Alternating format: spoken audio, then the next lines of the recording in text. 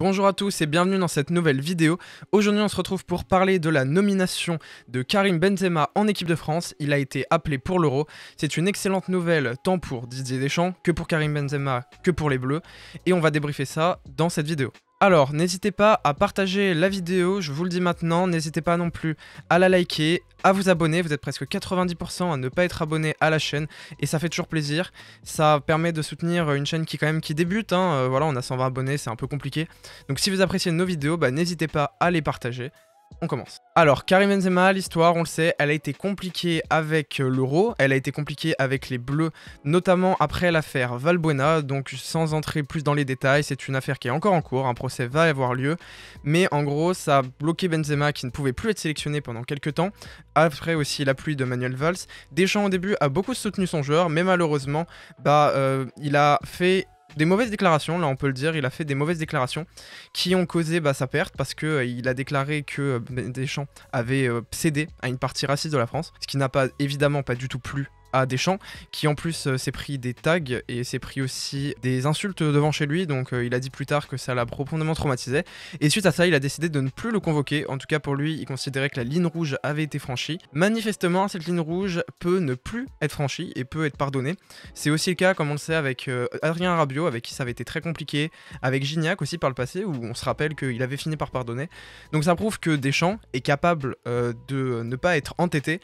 et aussi capable, bon alors ça fait 6 ans, c'est quand même long pour un pardon, mais il est quand même capable de faire passer l'équipe avant tout, et s'il voit que le mental et le niveau de l'équipe a besoin de Benzema, surtout Benzema est en feu, parce qu'il faut quand même rappeler qu'il est à un nombre de buts absolument pharaonique, il a quand même dépassé Raoul, presque égalisé Thierry Henry, donc vraiment c'est quand même un attaquant assez incroyable, qui réussit depuis des années, qui a gagné quand même plusieurs Ligues des Champions, donc c'est normal qu'il finisse par être sélectionné, et ça fait plaisir de le voir en bleu. Parce qu'en effet, en bleu, il y a quand même une attaque potentielle de feu, parce qu'il pourrait y avoir potentiellement Kingsley Coman, Griezmann, Mbappé et maintenant Karim Benzema, donc c'est fou quand même comme attaque. On parle aussi de Ben Yedder, bon Ben Yedder est quand même un peu plus bas, en tout cas moi je le considère pas à la même échelle que tous ces stars, mais c'est quand même assez exceptionnel et on peut potentiellement avoir une équipe à l'Euro qui est une des meilleures équipes sur le papier et qui a aussi un bon collectif, donc je pense aussi que voilà, Deschamps s'il le sélectionne c'est qu'il pense que l'équipe de France est capable d'accueillir Benzema dans le collectif et en tout cas est capable de lui permettre de s'intégrer, donc c'est quand même une très bonne nouvelle sur tous les plans en fait, sauf peut-être sur un seul plan personnellement, vu que vous savez je suis supporter parisien,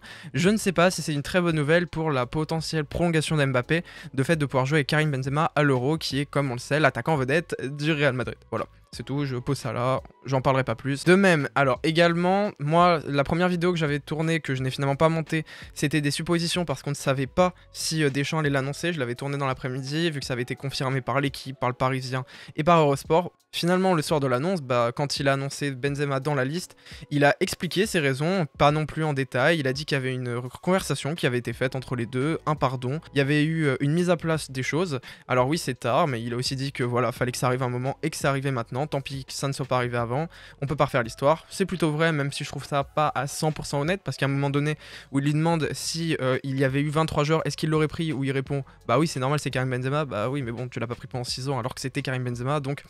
là-dessus c'est un peu moyen, mais bon c'est de la communication, il règle bien cette communication d'ailleurs, on sait que Deschamps là-dessus il n'y a pas de problème, il est capable. Donc maintenant sur les projections pour l'Euro, parce que oui ça veut dire que pour l'Euro on va avoir Karim Benzema, donc c'est évidemment une valeur ajoutée réelle, et donc on peut parler donc d'une attaque de feu. Et si on regarde par rapport aux autres équipes, on sait qu'au Portugal il y a quand même Joao Félix, il y a quand même Bruno Fernandes, il y a quand même une très belle équipe, donc Joao Cancelo aussi, qui est donc dans notre groupe avec l'Allemagne, et l'Allemagne aussi cette année a beaucoup de stars, beaucoup de jeunes. Bon, ils ont repris aussi Thomas Müller qui explose tout, ils ont repris des Gundogan, il y a aussi des jeunes genre Timo Werner, je crois qu'il a été pris Timo Werner.